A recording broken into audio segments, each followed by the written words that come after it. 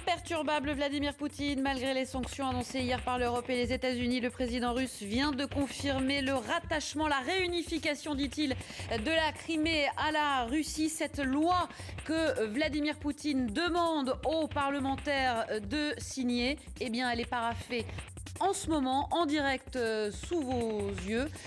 Aucune minute n'a été perdue, comme vous pouvez le constater. Le président russe vient de signer en direct cette loi qui image entérine... historique où l'on voit à l'extrême gauche le Premier ministre de Crimée, Alexei Aksionov, qui signe le rattachement de sa province à la Russie.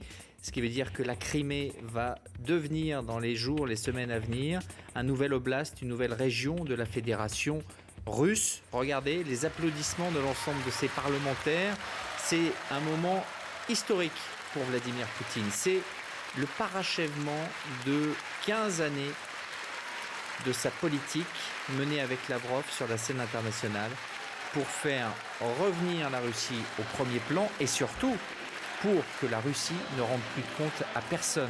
Regardez ces 4 hommes, fiers du coup qu'ils ont mené. 3 semaines seulement, une des annexions les plus rapides de l'histoire. 3 semaines. Et l'hymne russe qui est en train de résonner sous les ors du Kremlin. 3 semaines et la Crimée aura basculé dans le camp russe. Une opération durant laquelle Poutine a eu tout le temps le tempo pour lui et l'avantage pour lui, prenant de court une communauté internationale qui n'imaginait pas qu'il puisse aller aussi vite et aussi brutalement et surtout faire fi des lois internationales avec autant d'aplomb.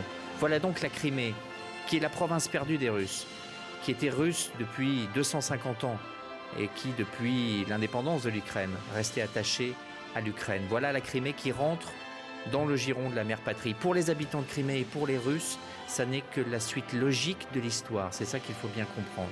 Il y a évidemment des problèmes de droit international, mais historiquement, culturellement, la Crimée est russe et elle est en train de le redevenir officiellement. C'est ça qui pose problème sur la scène internationale.